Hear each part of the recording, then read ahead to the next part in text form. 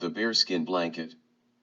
From the book, The Interstellar Quilting Club of Indiana. It is always amazing, the pattern of chance, that seems to weave its way through the stories of people's lives. How at certain places and times, someone or something will roll across a bridge into our path and accidentally and randomly drop something that we will later realize we need. Like a blanket before it gets cold. Or a dream that we forgot we had until a moment of déjà vu and an inspiration prompts us to action in circumstance at a later time. The man mused as he lay on his bedroll and stared up above him, horses overhead. Must be Amish. He could hear the buggy wheels moving along and clanking on metal cross pieces that separated the poured concrete that rested on the framing of the steel bridge. The buggy slowed down just a bit as it crossed over, but it did not stop. Then there was a whump and sliding gravel as if something large had fallen out of the back. Expecting to hear the buggy stop, he listened intently to see if they would come back for whatever it was that they dropped. But they didn't. Clip-clop, clip-clop, the regular cadence of that horse's trot faded out of ear and down the road toward the north away from town. He was sure not going to lay there and let somebody else claim it off the road. If the buggy comes back, then he'd trade it for food. His belly grumbled and told him to get out of bed. Amish eat well around here. Maybe I can get some work too, although I can't likely work like them, he said to himself as he worked his way to his feet and stretched and fished around to find his jacket and pants. His name was Ben. Unshaven, unshowered, unemployed, and unprepared to face his life day to day, he had never recovered from the year of heavy combat, both clearing houses door to door nor traveling roads littered with roadside bombs in Iraq. He had been home for over 6 years now, yet he had stumbled from one struggle to another, losing more of himself and his hopes as he did. At least he was currently able to stay sober. He had not stumbled so completely without at least continuing to try to get back on his feet. Tonight, though, he found himself stumbling up the embankment next to the bridge that had been his home the last several nights, and he was now in the moonlight looking at a road littered with Amish goods. It was not cold, but there was a chill in the air. And so, this was a welcome find indeed. There was a 25-pounds bag of white rice and something bulky, gift wrapped in black fur with a ribbon on it. What the heck is that? Ben asked himself as he picked it up and examined it. Both were worth having, so he wasted no time in getting them off the road with himself back down the embankment and quietly hidden back under the bridge and half out of the moonlight. Pulling on the red ribbon, the package unfolded. And it kept unfolding. It was not wrapped in black fur, it was fur. This was a bear skin, that had been quilted all around it until it made a rectangular blanket. The shape of the fur was still that of a bear's hide, but the rest of the blanket, around the outside of the fur was a finely, handmade quilt. As Ben laid it out, he ran his fingers along the bear's back until reaching the collar of the neck, where he touched a little cross made of clear plastic. No, wait, that cross is crystal. Wow. A feeling of luck and joy leapt into Ben as he touched the crystalline figurine. This is like Christmas, Ben almost cried. 25 pounds of rice and the best-looking quilted blanket I have ever seen in my life. For a moment, Ben felt genuine hope. He sensed optimism rising in him. Things could turn around for me quickly, he said. Just like finding this blanket tonight. Things could be different soon. Even next year, this could all be a bad memory. Or a good one, because this is where it all turned around. No, wait a minute now, just stop. Ben had become in the habit of crushing his hopes. They scared him, they betrayed him. People, and hopes, were not to be trusted too quickly, if at all. Soon, the pain was back again. The despair. The fear of disappointment. Ben felt tired again. The excitement was over. As Ben pulled that heavy furred blanket of a quilt over himself, he stared up at the steel girders, rusting above him, that held the span of the bridge's road. I'll probably die under a bridge one day, he thought. or be hit by a car crossing the road to one, or drowned by a rising river or shot by a. One day, somebody will just shoot me. That would be fitting. Nothing left for me but keep on, get through the day. Find my next meal. Stay out of people's way. Ben did not feel sorry for himself. He deserved this. In his mind, he deserved this life. But grace had shined on him tonight. He knew that for sure, because there is no way he deserved such a fine bearskin blanket as this. He was out of coffee. But in the morning, at least he would have rice. Inside the quilt, each of Ben's hands found large pockets. These were large enough to wrap his arms through on each side, and Ben used them to wrap the blanket tightly around himself. He felt so comfortable now. It was as if the blanket was swallowing him and nestling his soul into some deep, relaxing state. A warm sleep began to wrap Ben's mind, and he felt as if he could hibernate. Ben often dreamt about food. So, nothing in this night's dream started out any different. He trudged slowly down the street on the edge of town. He felt afraid of the town. Well, more of the people. But he could smell their food. Lots of it. And the hunger inside him was so much stronger than his fear of people. Then his mind flashed an unusual thought: if only I hungered for people, for their friendship, and feared nothing. Maybe then I would be good for something again. The thought was gone quickly. Just an echo in his memory of the dream. Then he turned down an alley and picked up the pace. Nothing here. Tires. A broken ladder with gray aging duct tape still on the splintered rungs. Duct tape can fix almost anything, Ben thought, except people. People don't patch their splinters so easily. As Ben exited the alley, to his surprise he found himself on the main street of town. It was midday, and much busier than he would like. People stopped. They stared. A little girl pointed, looking right at him, and she looked very excited with her eyes wide and her bottom jaw open wider still. Her mother grabbed her hand and they stepped back up into the entryway to one of the stores to be closer to the door. This is a friendly town, remarked Ben to himself sarcastically. No matter. He had felt this many times before. People looked at him in horror. He smelled. He was hairy. His hair had a wild, dangerous look about him, and it was true, he could be dangerous and lethal under the right conditions. But he did not feel dangerous, except to himself. And right now, he felt vulnerable. Vulnerable and hungry and wild and out of place among these people. Well, damn it God, I'm out in the open now. I either beg for a couple bucks or I keep walking to the other side of town and see what comes up. Ben started walking. People seemed to be clearing the street for him as he walked along, and looking from inside the shop windows. Ben could see their looks. Their excited exchanges with one another. How they were avoiding him. He must be a frightful sight. This unshaven, ragged, hairy outsider. For a moment Ben felt embarrassment and shame. It hurt. Badly. It made him want to give up and die. But he suppressed it, composed himself, squared his shoulders, lifted his nose high, and soon he felt cold and numb to people again. He was separate from them and it didn't matter. Crossing the side street at the intersection of the next block, passing cars were slowing down and staring, with some almost stopping. This is getting crazy. I have got to get off this main street or I'll get arrested. Ben turned and then made a left into the next alley. But looking back, there were people following him and making phone calls from the sidewalk. Ben started to run, well jog, really, because Ben couldn't really run all that well anymore.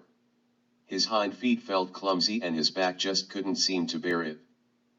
He had crossed a half block of alley when he smelled something. Where is that coming from? They're in the trash.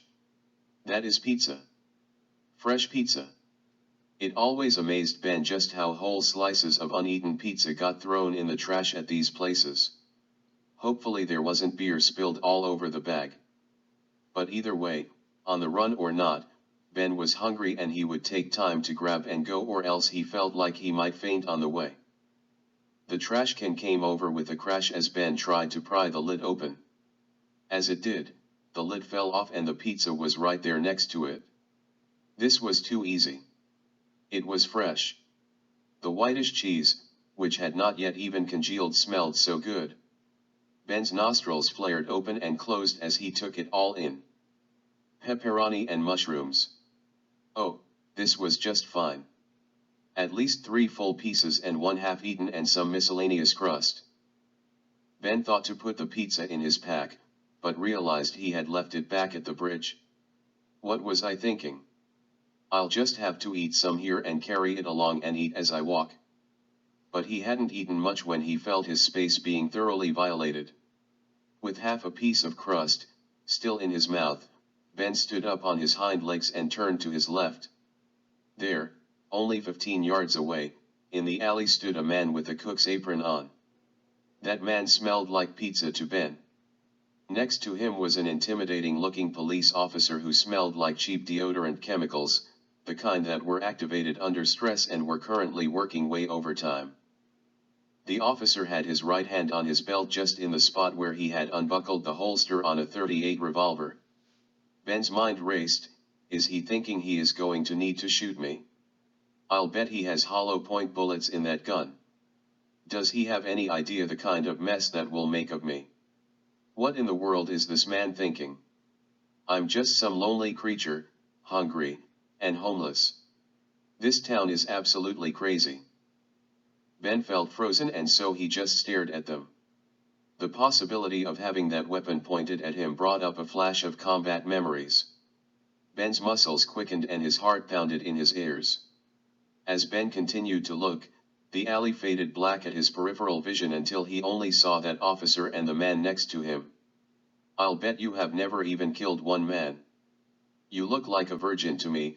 When it comes to killing men, Ben snorted quietly under his breath in a calm, surprisingly articulate tone that seemed scripted for the moment by some other author than himself.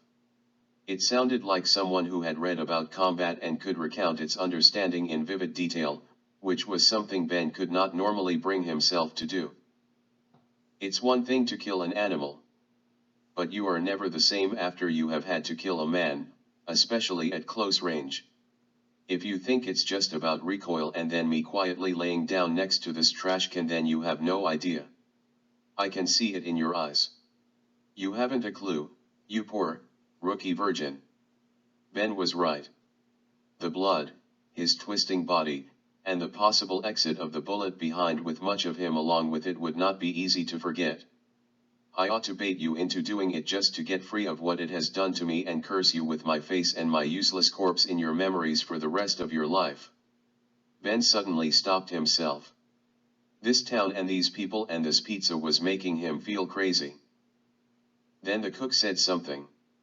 Ben couldn't make it out because their words all sounded garbled, like when you listen to people shouting to each other and playing in a pool while you're trying to hold your breath underwater. Trying to break the tension, the man said to the police officer, "Wow, he looks hungry as a bear." Ben understood that somehow and he felt offended and mad. He pulled up his courage and his anger and growled at them, "I'm not bothering anybody. I haven't stolen anything. The pizza was thrown away. And yes, I am hungry. Look. Just don't arrest me. I'll clean up this mess and then I'll get my tail out of town." When Ben had finished getting all that out, he felt better. The tunnel vision was gone. But clearly the police officer and the rest of the crowd gathering behind him did not feel better. The officer had now drawn his gun and Ben had been clearly wrong about it. That was not a .38, that was a .45. Much bigger hole. Close range. Very messy. No need for hollow point bullets now, thought Ben. I can't believe I'm about to be killed over a trash can, some pizza, and looking like I'm a vagrant. This is turning out to be a really bad day. Okay, look, just take it easy. I'm leaving. Ben finally managed to say. He picked up the last piece of pizza and put it in his mouth. Then he started walking out the other end of that alley. But, he had to stop. There was a girl in his way. Now, this girl was pretty. Especially in that brown uniform. Ben liked girls in brown anything. Her eyes were brown. And she smelled nice. Not like honey, but something just as good. She looked concerned for him. Not like she was just there to see the troublemaker get arrested, but like she genuinely cared. He could feel compassion just stream from her toward him. Ben had not felt compassion, of any kind, but particularly from a woman, in at least 5 or 6 years. Not since his wife had left him. Well, to be fair, he had drank a lot, been a beast toward her, and driven her away. His wife had not understood him. But this girl, no, this woman seemed to. What is more, he could understand her. Ben couldn't understand much of anything these idiots behind him were shouting, but this girl was speaking past him now and she was crystal clear. In fact, that was her name. No. Sergeant Jeffries. I suggest that you get out of the way. And you need to holster that weapon. This poor creature is lost and hungry and I'm not going to stand by while you and the rest of this town overreact and end up killing him like the last one that followed all the unmanaged garbage in this county back into this town. Then SGT Jeffries tried to blather back, you are out of your jurisdiction down here in town, Crystal. Yeah, her name was definitely Crystal, Ben made that much out. But what Sergeant Jeffries said next, came through into Ben's head very clearly. You have seen this kind before, Crystal. They keep wandering into civilization from the wild and they are dangerous. They are lost and don't really know where home is now. Sooner or later, we're just going to have to lock him up or put him down. Ben heard every bit of it, and it hurt so deeply because for a moment Ben believed that it might be true. He was dangerous. He could no longer fit in civilization. He did not belong among regular people anymore. Crystal's voice brought Ben back out of it. If Crystal thought Sergeant Jeffries might be right about him, she was not showing it. Crystal stood her ground. I'm in town, he is from my jurisdiction, and after I have rescued him, he will hopefully stay there. It was clear to Ben that she meant it and was not backing down. Ben reflected on that last part and began getting a little miffed. Why do people talk about me in front of me like I'm a deranged, dangerous animal? And why is it that beautiful girls only care because they have an overloaded sense of pity or responsibility and think they need to rescue me? But then Ben remembered that he had not showered in 2 weeks, lived under a bridge and had just been caught eating pizza out of a trash can. So, he forgave Crystal for thinking that way about him. Besides, her eyes were so brown, and soft. She had on a backpack, which she brought around in front of her very slowly. He could smell blueberry pie. She knelt to one knee, hoping to make herself seem small and unintimidating, took out a package and unwrapped it. It was one of those store-bought pies, but it was a nice gesture anyway, thought Ben. Crystal coaxed, would you like a fresh Telazol pie? Normally, a girl like Crystal would never offer a pie to a wild creature like Ben. In fact, handouts of free food like this was part of the problem as far as she was concerned. But the alley was very tight with Ben trapped between her and Sergeant Jeffries 45. And with Ben now facing her and looking at her so intently she needed something to distract him before he made his move in either direction. Crystal tossed the pie to Ben's right, forcing him to turn his side to her, then she backed slowly away. This is going to be the worst first date ever, Ben said to himself. She has no sense of my dignity. That trash can meal was really a bad idea. If I ever get clean, my only hope is that she won't recognize me. What the heck, I'll eat the pie. As Ben approached the pie, he also glanced carefully at Crystal and he could see that Crystal had fixed her gaze intently upon his every move. Interesting, this girl had a badge, and a patch on her brown short-sleeved shoulder. She is a park ranger. Wow. A beautiful, highly educated girl with steady employment and probably a government pension, who also feeds homeless people. Ben thought this was turning out to be a great day. Ben reached down for the... What was that again? Tell us all, Pi. Just then, he heard a gun go off. A piercing pain seared through his left shoulder. When he looked up, he could not believe his eyes. All the pain, all the hurt of a lifetime of being misunderstood, of being betrayed flowed into Ben's body at that moment. That girl had a gun in her backpack all along and she had just shot him. Ben's shoulder hurt so bad but he could not seem to bring himself to reach up and do anything about it. His heart hurt too, although it was hurting slower and slower and he could not hear it beating in his ears any longer. He was finally dying. This is what it felt like. Dying, being betrayed by a girl he thought he might love, if she just had not shot him. It's okay. To die in love, to not be alone anymore. To die face down, in an alley, my face smashed into Telazol pie. I'm good with this, thought Ben. Then Ben was gone. Well, not gone. He was in heaven. No, Ben was in the back of a pickup truck. His head was in Crystal's lap. And some man was driving like crazy up in the cab. Ben hated crazy drivers and he would have said something or gotten up, but he could not actually move.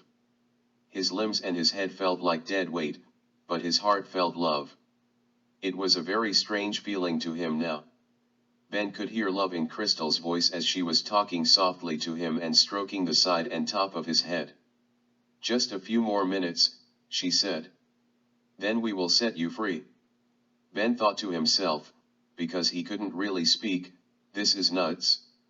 This girl shoots me and then kidnaps me with some guy who can't drive worth a crap, and still there is no place I would rather be. Suddenly Crystal looked up and shouted, "Stop here at 114 Beechwood. I have antidote in the other pack in the house. Then we can take him out Long Ridge Lane, and turn him loose where all the berries are coming in season. On that far side of the mountain. He'll be safe there and he might even stay through winter." This is really something. Does the government have a new program, like a relocation program for homeless veterans? You would think I was some kind of, wait a minute, there are no mountains in Indiana, where am I? Ben began shouting, "Let me up," and then as he struggled to get up he just slipped right back down again on the uneven dry river bottom and landed hard against his sleeping mat. With his arms tangled inside the blanket pockets, Ben struggled back to his feet. Ben felt panicked as his mind struggled to grasp where he was. He began to run up the embankment beside the bridge while he struggled to shake free of the bearskin blanket that wrapped his arms and back. And he did shake his right arm free just as he stumbled and fell forward onto the gravel roadway. As Ben came to his senses, he climbed again to his feet and looked about the road in the moonlight just as he had only a short while ago. Even though it had been only that evening, the transformation as the bearskin blanket dropped from Ben was dramatic. "I'm not dead," he said to both himself and to the night air. "And I can be loved. Even though I'm just a guy sleeping under a bridge." Ben stared back at the bridge's steel framing for a long while. He reached down and picked up the bearskin quilt and held it in his hands. Then he retraced in his mind the dream and its meaning. Slowly, living fire sparked back into his soul and began to burn inside him again. Moments later, Ben returned from deep inside his thoughts to the clop, clop, clop of a buggy rounding the corner and crossing the bridge. It began to slow and then stop just as it approached in front of him. "Evening," the Amish driver greeted as he tipped his hat and looked down knowingly from his bench on the front of the wagon. "Nice of you to return my blanket," the man said with a smile and a slight wink. Ben stood speechless, trying to take in this apparition and wondering if any of this night could possibly be real. The gentleman laid the horse's reins down in the seat, and held out his hand. Immediately Ben felt a bit embarrassed and jolted into action by handing the man the blanket. With a turn it was quickly laid into the back of the buggy and then the man reached across the seat for another wrapped package.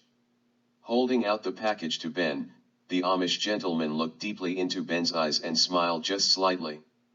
Tell you what, why don't you take this and just keep that bag of rice? We have plenty. Ben stood, stunned. He hardly realized he had the package in his hands or that the buggy was gone, except that he could hear the horse's hooves disappearing into the darkness. Unwrapping yet another of this night's gifts, Ben found a brown field jacket. Like something a ranger might wear. As Ben tried it on and stretched out his arms, checking the near-perfect fit, he felt something strange inside the jacket. Compassion. He felt compassion for himself. He began again to speak to himself and to the night air, and he really meant it this time. I'm not a freak or an outcast. I'm not just some dangerous beast or some homeless bum. I am a man. I'm a broken man. But I can love. I felt it. It's still in me. And I'm not useless. Maybe I'll do something with myself now. I'll shave. I'll take a shower, in the morning. Then I'll get a job in town, maybe with the city garbage collection or even at the police department. Then, as Ben ran his hand along the jacket's right sleeve, a new thought formed into his mind. I could become a park ranger. But there are none around here. It puzzled Ben, but somehow he just knew that he had to follow this dream. A plan began to form for him. I'm going to become a park ranger. I'll go to the library in the morning and find out how. And then I'm going to search for a place where park rangers might live near a 114 Beechwood and near a place on the map called Long Ridge Lane. But then what? Ben asked himself. Then you find her, came the reply. And you ask Crystal out on a date. You take her to the diner in town, and share a couple pieces of fresh Telazol pie with her. Or maybe just blueberry. She probably likes blueberry.